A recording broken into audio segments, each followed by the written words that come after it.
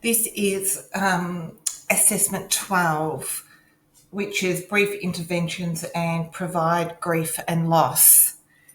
Hi, Jamie. I'm Maria. It's really nice to meet you. Hi Maria, how are you? I'm good. How are you? I'm a little bit embarrassed, to be honest, Maria, the reason why I'm here. There's no reason to be Yeah, embarrassed. true that, but I just need some help. That's not a problem. I will definitely help you if I definitely can. Thank you. Just understand, I don't pass any judgment. I don't do any of that. Yep. All right.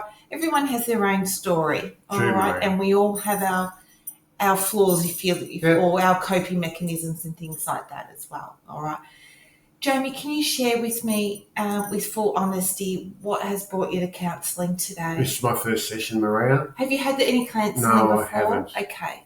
What's brought you here? So do we need to go through the privacy No. thing, Maria, if this is my first one? No, we don't, because it's not part of the requirement for today.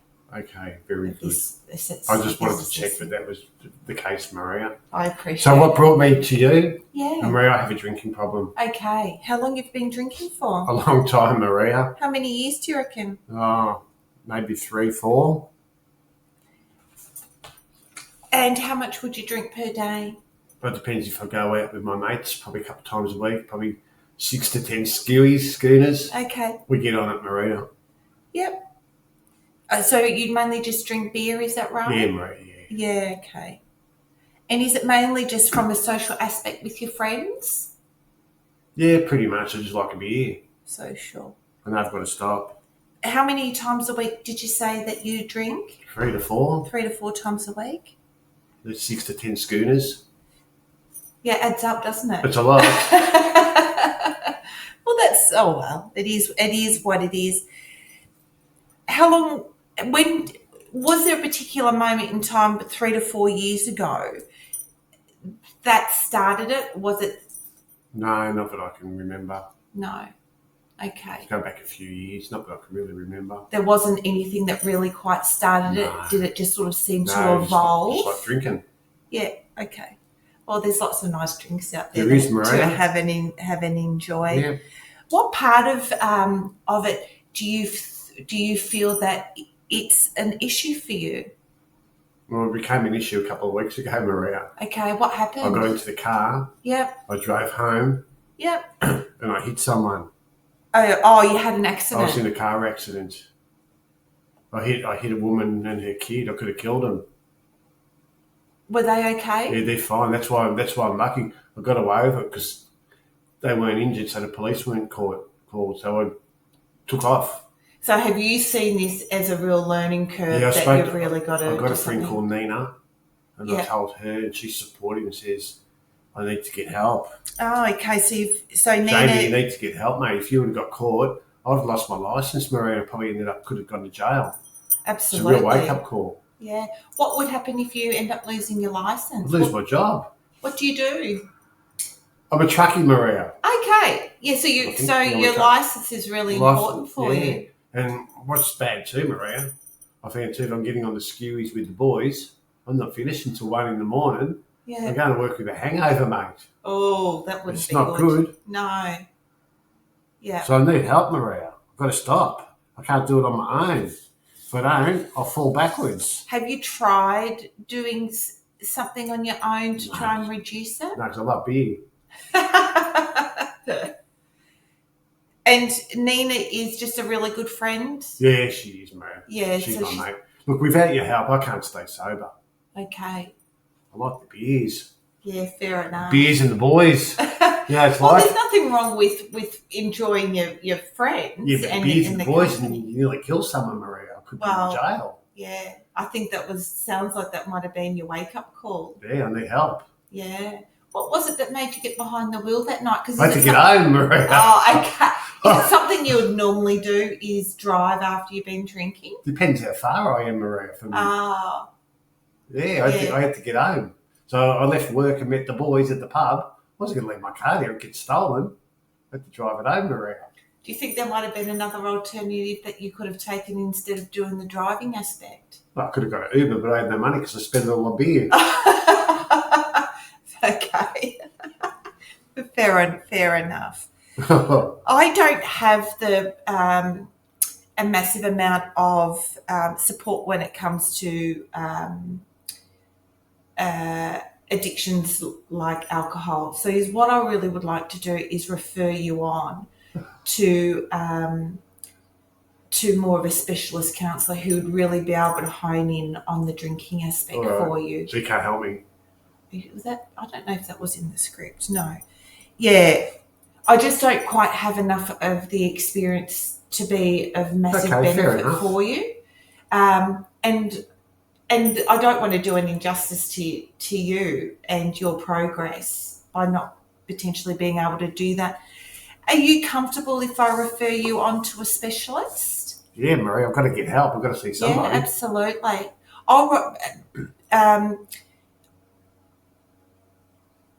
At the end of our session, I will write a referral for you with somebody who I highly recommend, who's got a huge amount of experience and knowledge with addictions. Could it be close to my house? Cause it's yeah, a fair absolutely. Way.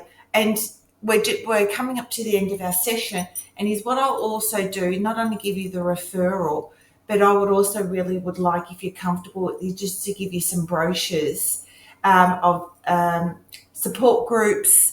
Like Alcoholics Unanimous. Absolutely. And it's got all the different addresses of all the local and phone numbers and things that you can just attend. All right. That would be a really good benefit as a starting point before you go and see the specialist counsellor.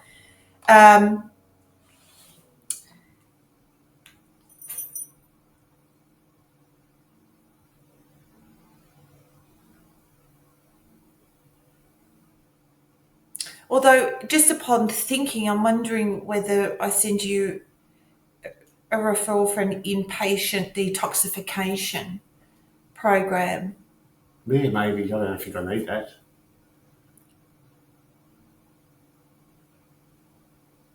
I think it would be, well, they would be also be able to do it, and they would actually have a lot better guide and judgment as to whether that might be something worth considering. All right. Well, let's leave that part open for them. And I'll also give you some brochures and handouts just on the health impacts that that alcohol can do to your body. And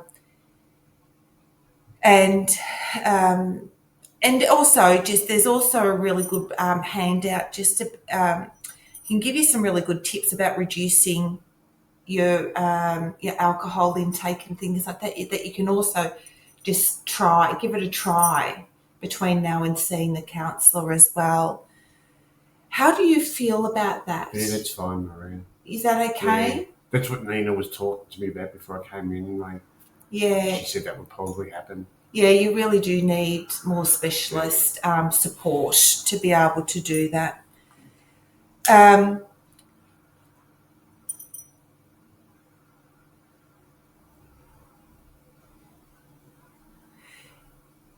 And I think what would be a really good idea is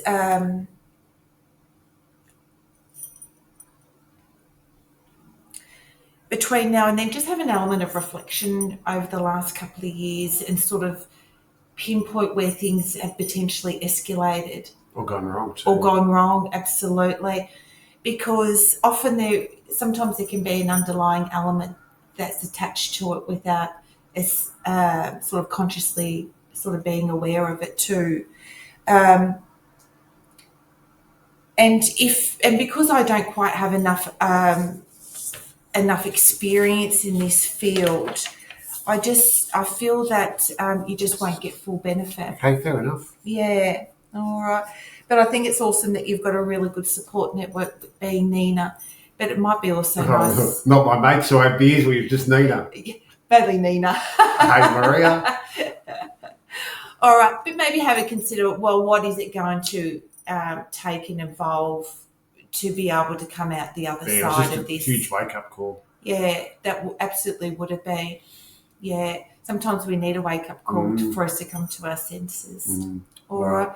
So how about I get you fully equipped with all of those, with all the counsellor's details and things, and go home and make an appointment. Right. How does that sound? I'll go wait at reception and you can come back and give me all the information. Absolutely. Is that okay? Are you comfortable with That's all fine, of that? Maria. I'll go wait outside for you now. All right, wonderful. It was lovely to meet you, and all the best. Go to the pub now. I did press pause so Mark could just go and deal with some of his work commitments. So we're now on to role play 2, which is the loss and grief support for Taylor. Morning, Taylor. I'm Maria. It's really nice to meet you. Hi, Maria. How are you? Okay. Would you like to come into my room and let's have a bit of a talk? All right, Maria. I can see that you're definitely not feeling very happy at the moment. I'm really Would you upset, like to Maria. talk to me about what's going on? You got some tissues close Absolutely, I do. by? Thank you, Maria. Oh, Maria. Have you been to counselling before? No, this is my first time, Maria. Okay. My friend Andrew said that I should probably come and see you. What's going on with you? Maria, my mum died not long ago. I'm so sorry to hear that. I'm so sorry. And I'm feeling really guilty all about it, Maria, and I really, really miss her. Okay. Yes. May I ask why are you feeling guilty? Because she died, Maria. So part of it, I wanted her to go and get treatment. She used to smoke all the time, Maria. Yeah. And she was diagnosed with having cancer. Yeah. So she wanted to get treatment. That they wanted to have her to have more aggressive treatment, and she didn't want to have it. Okay. She just wanted to go into palliative care Right. and die. Yeah. And I wanted to fight for her to live, Maria, because she's my mum. Yeah, fair enough too. She's my everything. Yeah. So she moved in with us as she was going through the palliative care process. So I miss her every day, Maria. That's why I feel guilty. If I had done more, she might still be here. I think you also gave her a really nice gift by also looking after her in an absolute time of need and in her absolute vulnerability. Yes, Maria, maybe. As well. Still grief, Maria. Absolutely. Often when people are grieving, often guilt is associated with that. Yeah. So what you're feeling is actually very normal. It's just part of the grief process. And the fact that it's still so raw and new for you. Yes, it's just feeling fatigued too, Maria. Like, I go to bed, I can't sleep and I wake up early because I'm crying all the time. Yeah. I just feel run down, fatigued, and no one can relate. Okay. Yeah. Maria. But there's also that element of build-up leading up to where I would imagine that at times may have been hard for you to be able to look after her in her palliative care. Mm.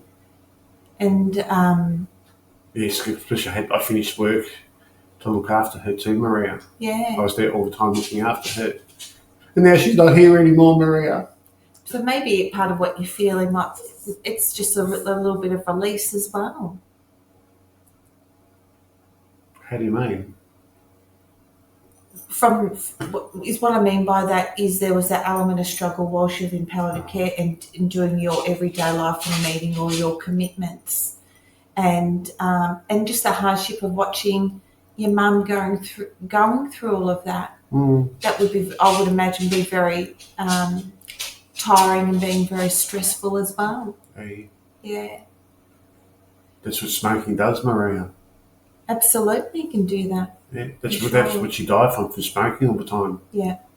I gave up when I fell pregnant. Oh, that's beautiful. So I haven't smoked for 6-7 years. Yeah, okay. I always say, Mum, stop smoking, Mum, don't smoke. And that's what happened, Maria. She got lung cancer and died. Well, I can see how hard it is on you. But I think with what you have been saying, I think it's very much part of the grieving process. And unfortunately, the only real thing is an element of time. But what would be really quite good and beneficial is gaining support. What sort of support network do you have at the moment? Just my friend. Just my friend, Andrew. Okay. And he's a great support for you? He's a great friend, yeah. We've been childhood friends, Maria. Oh, that's lovely. Yeah. So you can really lean on him when you really need? Can, yes. Yeah, that's wonderful. So I'm just wondering,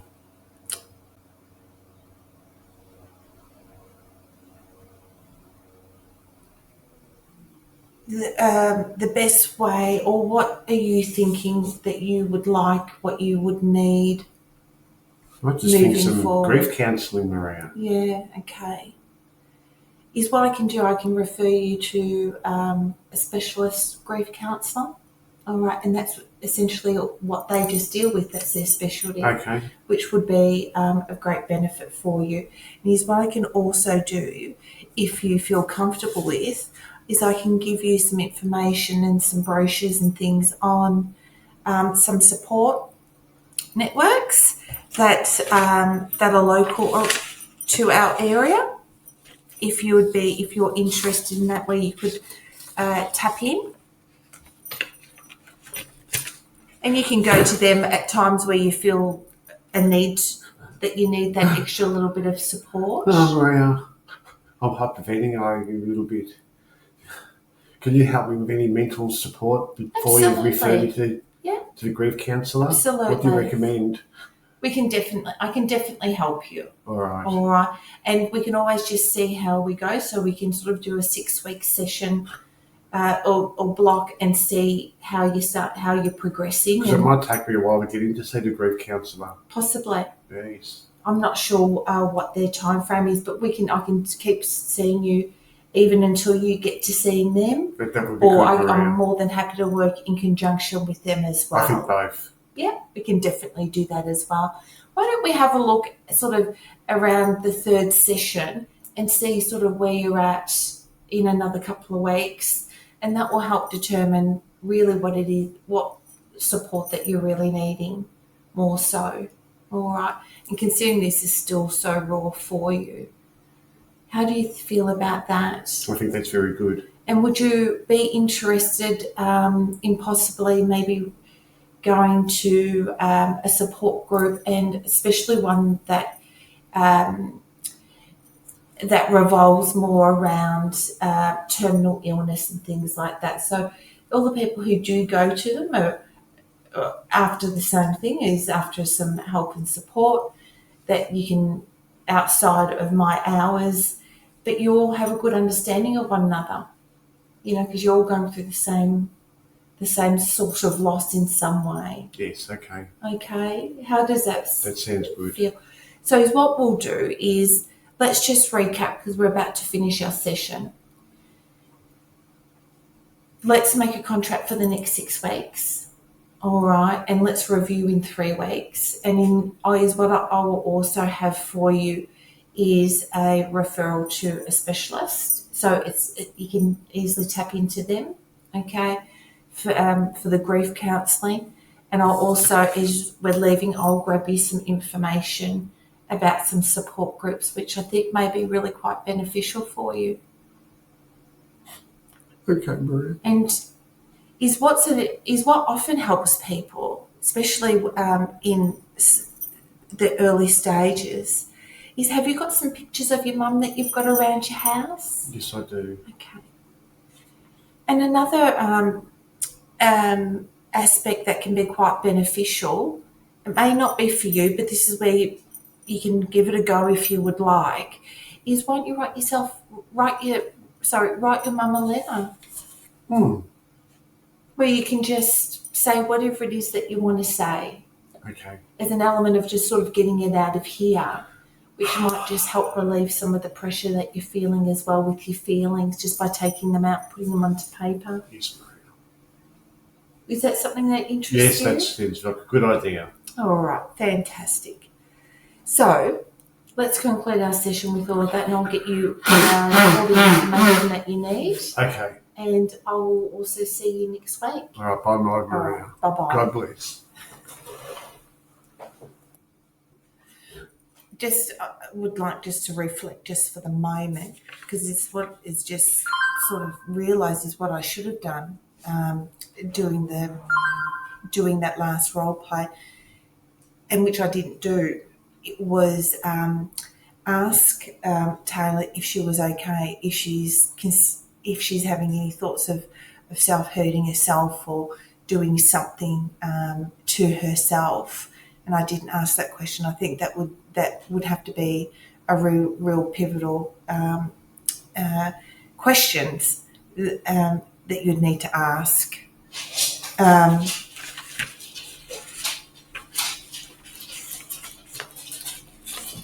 And just sort of doing that, even though it's role play, is sort of really asking questions, because I was just sort of felt quite fearful in asking those questions and potentially upsetting the client. So I don't know if that just it comes with time and experience more than anything else. But it may also be one of those things where you just have to judge it based on the person and what they're presenting as well. Okay, thank you.